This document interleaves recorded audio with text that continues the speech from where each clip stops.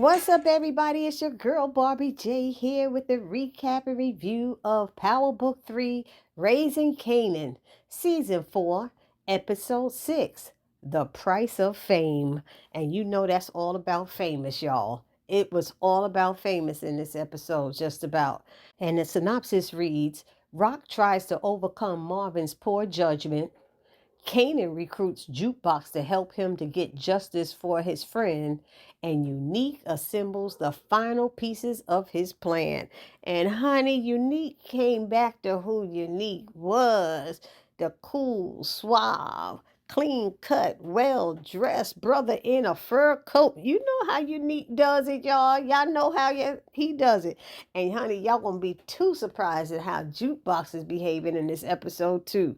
So before we get started, if you're new here or if you're returning here and have not subscribed to my channel as of yet, please take a moment right now and hit that subscribe button. Then hit the notification bell and select all. It'll let you know every time I upload any new content to this channel. Then I ask that you hit that like button, which is the thumbs up button. Write a comment and join the conversation and share, because sharing is caring. And now, a lot of y'all, like I said before, and I'm going to keep saying, y'all haven't been subscribing, but y'all come back and check out my reviews. Let me know what it is that's stopping you from subscribing. Hit that subscribe button. It don't cost you nothing to help assist this channel grow. If you don't mind, I appreciate all of you and all that y'all do to help my channel. Anywho, this was a good darn episode. I tell you, Raising Kanan is getting better and better each week. And I can't wait until Rock finds out that Unique is alive. Man that she thought she could have fell for is alive. And I can't wait until that scene comes when they finally meet up with each other and what is going to be said. Because right now, y'all know Unique is thinking that Rock done had him killed and took over everything. And it's not like that. Rock was feeling him. She was feeling that man. And I'm just so sad because of the beating that he got from Ronnie hitting his head and everything. He will never realize how much Rock really cared for him and how she was really feeling him. So the episode starts off with Kanan, Rock, Marvin, Lou, and I think it's Shirley, the bartender. And I think Jukebox is there too, but she's not at the bar. And so they all have a glass in their hands, and Lou says to Famous, and they toast and have a drink. And of course, Marvin, he pours out for the homies. He poured a little out. Kanan didn't do anything. So Rock is asking Lou, has anybody heard anything about who put him down? Which means Famous was murdered, okay? And she said, she keeps looking at Kanan. She was looking at him the whole time. And she said, Kanan gonna want payback for them killing his friend. And Lou was like, he ain't alone. And she's like, I know you were down with that. He said, I'll make an exception for Fame. And she said, well, be careful, because everybody's going to be looking at Famous peoples and family to see about payback. And he said, well, I ain't going to do nothing. He said, at least not now. And then we see Kanan and Jukebox and Crystal sitting at a table. And Jukebox is asking him if Famous sister Jess is saying anything. He said if she knew anything, she wouldn't tell me anyway. And Crystal's like, why? And he said, because she know what I'll do. And he looked at her and she goes, let me go get something to eat. Crystal walks away because she don't want to hear about the violence. So she walks away, and Juke said, when you find out anything, let me know. I went in on that. And he's like, since when you start gunning for people? She said, since they put down Fame. So everybody keeps saying Fame was put down, which means, yeah, he was murdered. And I kind of like that little moment when Rock and Lou are talking, and Jess comes up and she's standing in the background, and Rock gets up and says, somebody want to talk to you. And she knew to move out the way so that Jess could come over there. And it was just her and Lou just started hugging and stuff. And he's like, it's all right. It's all right. Because that's her brother. She loved her brother. But you know what? It's so funny. He was like another member of the Thomas family. Is that the last name? Thomas, right? Because he was Kanan's best friend. And so he was family, and Lou was working with him in the studio, trying to get him a record deal. And, Marvin saw him around because Famous, Kanan, and Juke used to be together a lot. And so not only do we see Rock, who was kept watching Kanan, but you see Marvin keeps looking at Jukebox, and he could tell the expression on Jukebox's face that she's feeling something about Famous being put down. So Rock comes over to the table where Juke and Kanan are, saying, "How you two holding up?" And Kanan, with his funky attitude, "How you think I'm holding up?" And he walks away. And Rock tells Juke to keep an eye on her cousin because he in a bad way. And she said, "I will." But we get surprised later on in the episode to see how Jukebox handling this situation. So now we see Unique. He's talking to Mr. Russo and telling him he needs money and muscle from him.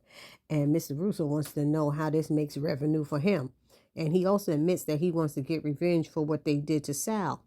But it's funny, Mr. Russo is talking about who's taking over blocks and everything in Queens. And he says, "I hear your girlfriend has most of those areas taken." He's like, "That biatch is not my girlfriend."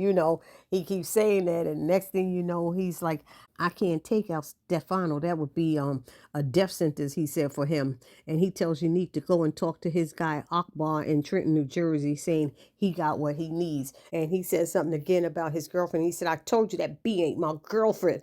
And I was laughing. I was like, Unique is getting all mad. And meanwhile, I keep telling y'all, Rock had feelings for him just like he had feelings for Rock. But that beating of his head that he got from Ronnie really messed his head up. So he is not thinking straight anymore. So next we see Rock and Marvin. They go to this warehouse to see David because y'all know in last episode Marvin killed Terry, and Terry was the one with common sense. David is the one that's always coked up and drinking, and he talking about painting his office certain color, asking them what color, and that meanwhile their product is sitting on the dock. They want them in the trucks and delivered to the different places. And this fool is talking about, "We need to have a mixer with both of our companies." And even though Marvin grabs him up and stuff, Rock said, "Just leave him alone because he ain't got no sense." So they finally leave because they tired of him. And Rock gets on Marvin's case for killing Terry and stuff and saying, "Now this is your problem. He ain't making no sense and you going to have to keep him in line."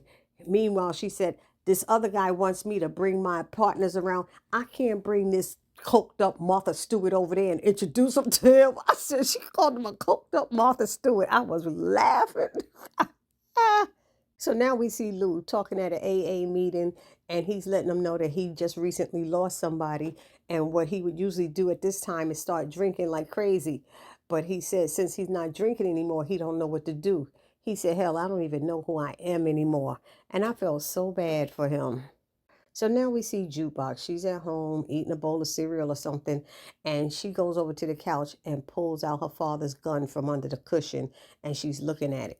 And what she ends up doing with the gun is taking it somewhere and start doing like target practice. She's shooting bottles and boxes and all kind of stuff, just getting out her anger because you could see she's angry because she was looking at that prayer card for Famous. So she wants revenge on whoever killed him as well. And so now we see Kanan at that storage facility where he puts the money. So he's in his little storage unit. He opens the trunk, put the money in, close it back up, and he locks it and leaves. And who's watching him? I knew somebody was going to follow him one day that's sneaky behind OC. And I'm telling y'all, OC going to get himself killed one way or another. If it's not Unique, it's going to be Kanan or somebody who cares about Kanan like Jukebox. Watch. But I have no idea why he's being that stupid and sneaky to follow Kanan around like that. But I forgot to tell y'all earlier, there was a scene where Kanan came back to the spot and he was asking, did anybody hear anything about what happened to Famous? And none of them seemed to know anything. But OC kept changing his mind with saying, "We don't have product." Then he said, "We do have product," and all this stuff. And Kanan was like, "Are you kidding me now?" He said, "Can I get a straight effing answer out of you?" He got on his case. And then he said, "You know what? Forget it." He said, "If anybody come back with some information, I'm paying good money for it." Now, this scene right here is one I really loved when Detective Garcia went to see Miss Figueroa, which is Famous's mother, and he's trying to get information and acting like he cares so much about who might have killed Sean. And she's like, Wait a minute, you're questioning me as if I don't care. When I came to you, you didn't give a damn about my son. And now you're trying to act like I don't care about him. She's like, get the F out of my house. I was like, oh, you better tell him, honey. And he's like, I'm trying to find out who killed your son. He was working with the police on who killed a cop. And she said, that just means that somebody in your precinct was running off their mouth and got my child killed. And he's like, you know, Miss Figueroa, your son did some bad things and stuff. She said, my son grew up in a bad area and a bad time, and he's the victim here. Now get the F out of my house. I was like, you tell him, girl, tell him. I mean, the nerve of him to come up in her house and start acting like he gave a damn about Famous. He had a lot of nerves. Now we see Lou going to see his mother, asking her, does she need anything, letting her know he brought her food. And then she's asking him, did your brother tell you what I asked of him? And he said, no, he didn't tell me nothing. And she starts telling him what she asked of Marvin about that Mercy kill. And he said, so, he told you no, and now you want me to do it? And she's like, you always been so sensitive, just like your father. Da, da, da, da, da. And he was like, I can't do it either. And she said, you're just scared. He said, I'm not scared of what it might do to you. He said, I'm scared of what it's going to do to me. And he left. And I was like, that's right. How you going to kill your mama and think you supposed to rest the rest of your life after doing that? Come on now. She ain't even thinking. She being selfish, asking that of her children. She's being very selfish. So now we have Unique going into this fashion store. He's ready to get back to who Unique used to be. He told him, Igga, see, I'm back. I want to look like I never left. He's getting his hair cut and trimmed up. He's getting measured for his new wardrobe. And of course, you know he had to get him a fur coat. And then went to meet Akbar. Meanwhile, we have Kanan in front of the spot asking OC, did they find out any information? And him and some of the other guys said that Freddie Wild's crew took out Famous, and the guys was Keith, Quells, Lumi, and Tonka. So Kanan was like, that's some good work. He thanked them and he bounced. So next we see Big Rilla. He's in the studio rapping, and Lou wants to chat with him, and he lets him know that his lyrics are a bit familiar, as he call it. He wants B Rilla to get a little deeper, go a little deeper. And Rilla gets besides himself, coming at Lou and even poking two fingers into his chest, saying, it seems like you need to get your ish right. And Lou looks at him and said, let me step out before I do something I'll regret. And Rilla said, I'd love to see what that looked like. And Lou looked at Rilla, patted him on the shoulder and said, no, you wouldn't. And he left. And Rilla just watched him leave. And I said, honey, he don't know how Lou used to be. He better watch out. Now we see this quick scene with Stefano rocking that guy, the Afghan guy who's the product connection. They're meeting in a restaurant talking about their possible business venture together. And the Afghan guy, he finally agrees with Rock's terms. And Rock was really hard on him, but she got her way. And Stefano was very pleased. So now we see Marvin has gone to see his mother, and he asked the home attendant what type of mood she's in. And she said she's in a tough mood or something like that. And he said, you know what? I'll come back later. She's like, should I tell her you came by? He said, nah, it's all good. What she don't know won't hurt me. I said it won't hurt him. I started laughing. Their mother is a piece of work, y'all. Now we have a quick scene where Rock goes to see Kanan, and Crystal answers it with her little funky attitude. Kanan ain't here. She's like, look, you know where he is? I don't watch after him like that. Rock was like, look, you seem like a smart girl. Watch after Kanan. He might not listen to me, but he'll listen to you and stuff. And she's like, Kanan do what he want to do. She said, seem like you already know him already. But I'm telling you, he in his head right now, and you want to make sure he stay out of his head. Like, watch out for him. And she said, but I ain't here for that. I have good news for him. Just have him hit me up. And she's like, I will. So now we see Lou in a bar with a drink in front of him. And he's trying not to drink it. He wants to drink it so bad. And then Jess comes running in. She said, did you drink it? He said, no. He said, could you get this shot in my face? And so she moves the drink over. And he said, I feel bad for hitting you up, with all you going through. He said, but I ain't had nobody else to call. And she's like, that's okay. That's okay. So Lou tells Jess he can't stop thinking about Fame. And he said, I loved him. And she said, he loved you too. He loved your whole family. And that is true. You couldn't tell Famous that he wasn't part of the Thomas family. So now we see Unique meeting up with Akbar, and Akbar's like, damn, I heard you were dead and buried. And Unique was like, niggas like me don't die. We just rest up for the resurrection. I said, it's so funny he said that, and it's Easter time coming.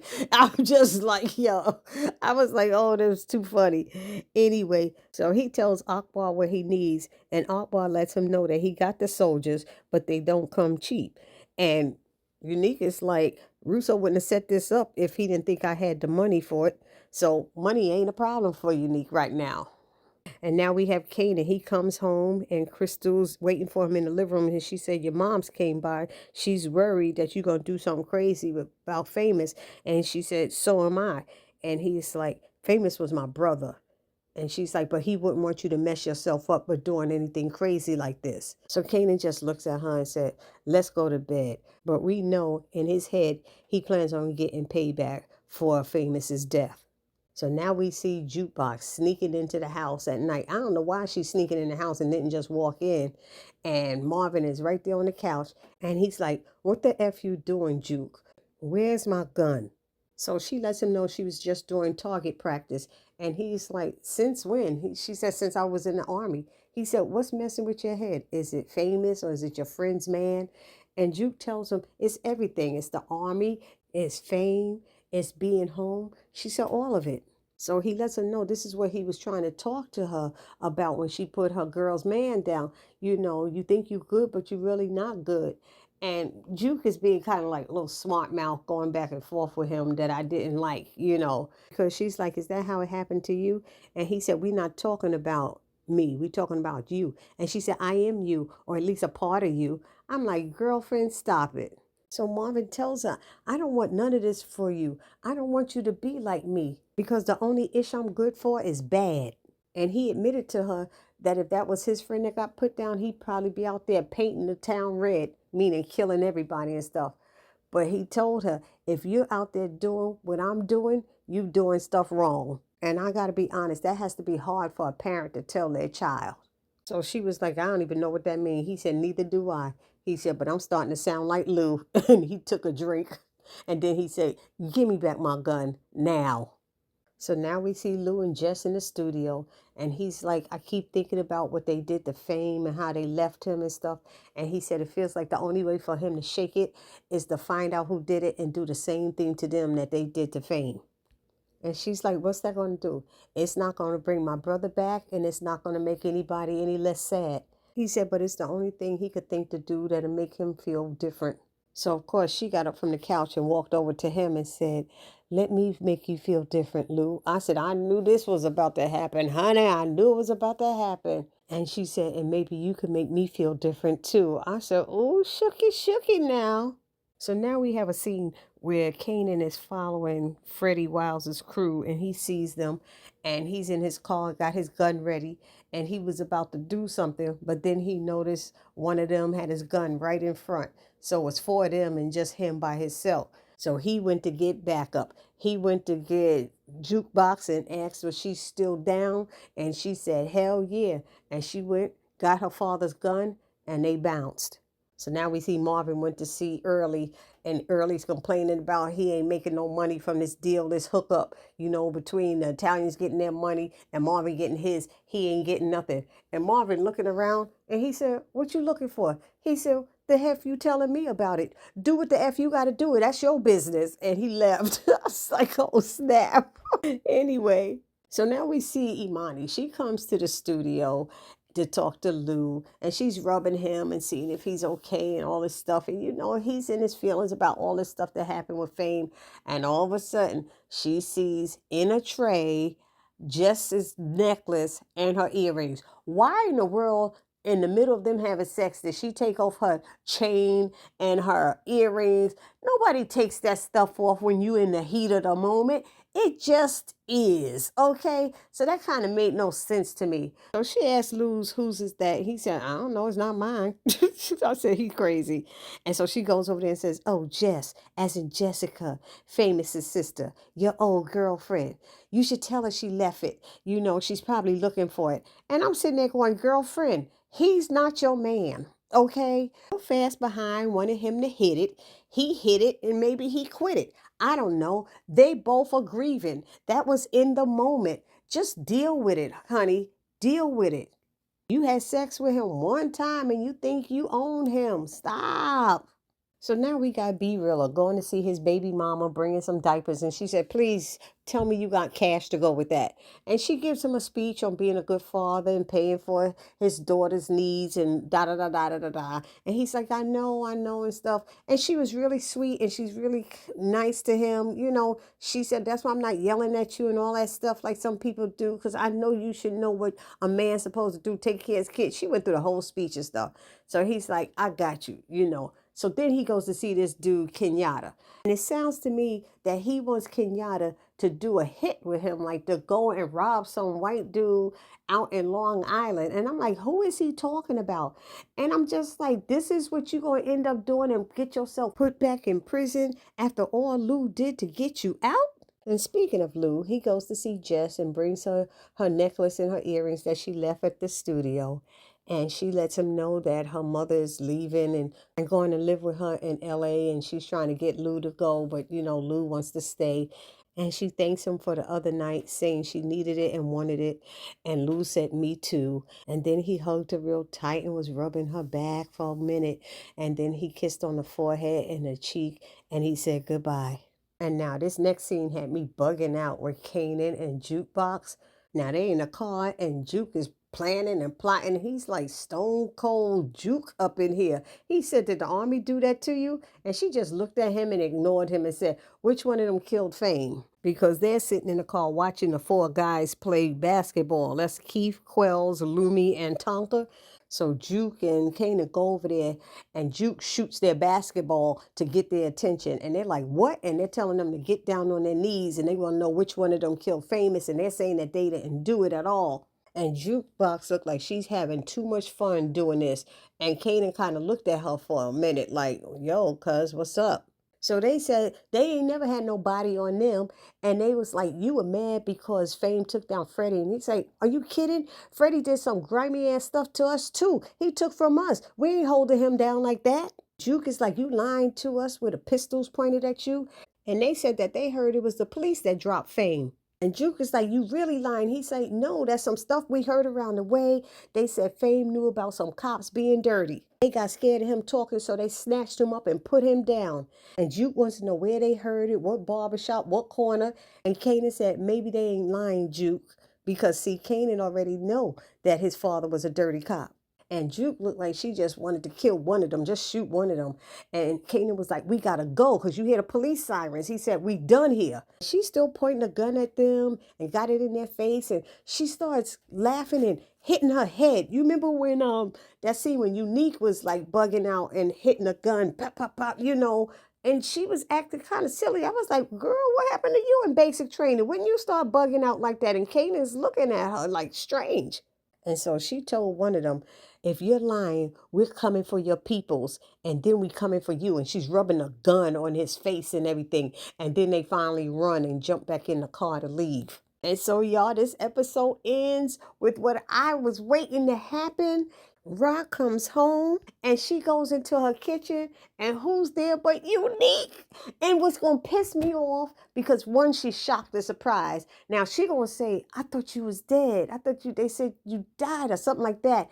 And he ain't going to believe her. He believed everybody else when they said it, but Unique is not going to believe her. And she just had to keep moving on because of the loss. She was upset about the loss of him. They were supposed to be working together. And now he's going to think she just tried to take over everything. And I'm just going to be upset when it goes this way. So y'all put it down in the comment section what y'all thought about this episode. I thought it was great. I enjoyed it thoroughly. And I hope you did too. Please do not forget to subscribe, like, comment, and share my video. And I will see you all in the next one. It's your girl Barbie J saying peace.